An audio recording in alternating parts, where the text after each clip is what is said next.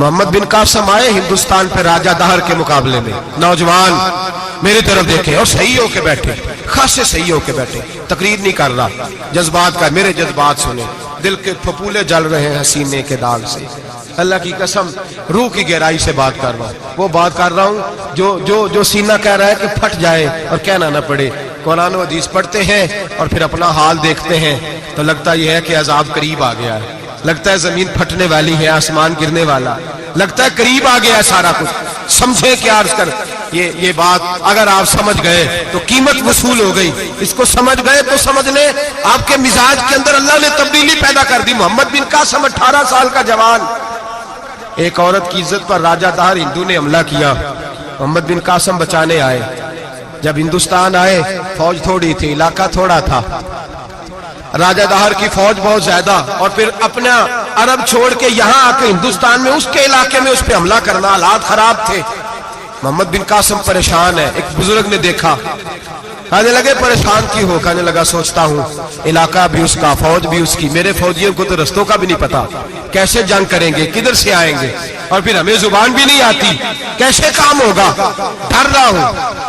2-4 دن گزرے تو محمد بن قاسم اشاش بشاش ہو گئے، اور بزرگ کہنے لگے خیر ہے، بڑے مطمئن ہو گئے ہو، کہنے لگے بس راجہ دہر ہم سے مقابلہ نہیں کر سکتا، راجہ دہر ہمارے مقابلے میں کھڑا نہیں ہو سکتا، وہ گرا کے گرا، وہ لڑکھڑایا کے لڑکھڑایا، ریزہ ریزہ ہو جائے گا۔ آپ کو کیسے خوشخبری مل گئی؟ کہنے لگے مجھے پتا چلا ہے کہ راجہ دہر ذہن کا گندا ہے، وہ تو چچا کی بیٹی کو نہیں چھوڑتا، ماموں کی بیٹی کو نہیں چھوڑتا، خالہ کی بیٹی کو گندی نظر سے دیکھتا ہے، جس کا ذہن گندا ہوتا ہے وہ کسی کا مقابلہ نہیں کر سکتا، ہمیں فتح ہوگی، فتح، وہ گرے گا۔ وہ بزرگ کہتے ہیں میں سمجھ گیا کہ واقعی سے فتح ہوگی۔ آج کشمیر کیوں آزاد نہیں ہو رہا، فلسطین میں آگ کیوں لگی ہوئی ہے؟ مسلمان جب تک ذہن کا گندا ہے کمزور ہے، جب تک ذہن کا ناپاک ہے کمزور ہے۔ حضرت سعد بن ابی وقاص رضی اللہ تعالیٰ عنہ فرمایا کرتے تھے اللہ مسلمان کی مدد اتنی دیر تک کرتا رہتا ہے جتنی دیر تک مسلمان کا ذہن صاف رہتا ہے، کردار پاک رہتا ہے۔ آگ اس لیے معاشرے میں لگی ہے، نوجوانوں تم کہتے ہو کامیابیاں نہیں ملتی، اسے کیسے کامیابی مل سکتی ہے جس کا ذہن ہی صاف نہیں؟ وہ کیسے دنیا کی بازی جیت سکتا ہے جس کی نگاہ ہی پاک نہیں؟ وہ کیسے آگے بڑھ سکتا ہے جس کے کردار میں پاکیزگی نہیں؟ اپنے آپ کو پاک کر لو، اللہ ہر مشکل میں تمہاری مدد فرمائے گا، ہر رستے میں تمہاری مدد فرمائے گا۔ اور میں نے کہا جب آدمی ناپاک ہوتا ہے تو رب کریم اس سے عبادت کی لذت چھین لیتا ہے، اور اللہ کی سب سے بڑی سزا یہ ہے کہ کسی کو سجدہ نہ لمبا کرنا دے۔ رب کریم سب سے زیادہ اس سے ناراض ہے جس کو قرآن پاک کی کھولنے کی توفیق نہ ہو، سب سے زیادہ رب کریم اس شخص سے ناراض ہے جو اللہ کی بارگاہ میں جھکنے کی لذت چھوڑ جائے۔ میرے نبی پاک سید عالم علیہ السلام کے صحابہ لمبی عبادتیں کرتے تھے، لمبی۔ کسی نے کہا تھا روم کے بادشاہ تھے کہ یہ مسلمان فاتح کیوں ہو جاتے ہیں؟ تو اس نے کہا میں نے مولا علی کے زمانے میں جاسوسی کرائی تھی، پتہ کیا تھا کہ ہر میدان میں کامیاب کیوں ہوتے ہیں۔ تو کہتے میں نے دیکھا یہ دن کے مجاہد ہوتے ہیں پر رات کے عابد ہوتے ہیں، ساری رات عبادتیں کرتے ہیں۔ فرمایا رات کو جب اپنے رب کو راضی کر لیتے ہیں تو سویرے خدائی طاقتیں ان کے ساتھ ہو جاتی ہیں۔ ہم کہتے ہیں ہماری چلاکی سے کامیابی ہوگی، ہم بڑے تیز ہیں، ہماری حکمت عملی سے کامیابی، سیاست سے کامیابی۔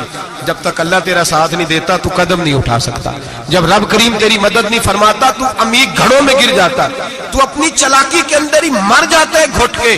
میرے بھائی جب تیرے اندر لذت ہوتی ہے، صلاح الدین ایوبی، سب بولیے رحمت اللہ تعالی، حضرت صلاح الدین ایوبی بہت بڑا صوفی، بہت بڑا مجاہد، بہت بڑا دلیر، لیکن کمال یہ تھا کہ میرے غوث اعظم کے مدرسے سے تعلیم پائی تھی، علم، روحانیت، تقوی، پرہیزگاری شیخ عبد القادر جیلانی کے ادارے سے سیکھا تھا۔ صلیبی جنگیں ہو رہی تھی، عیسائیوں کے ساتھ لڑائی ہو رہی تھی، صلاح الدین ایوبی بڑے پریشان تھے، بڑی اذیت میں تھے، بڑی تکلیف میں تھے۔ اے اللہ کیا بنے؟ اچانک پتا چلا کہ ایک بحری بیڑا آ رہا ہے عیسائیوں کا، اور اس کے اندر تلواریں ہیں، نیزے ہیں، بڑا کچھ ہے۔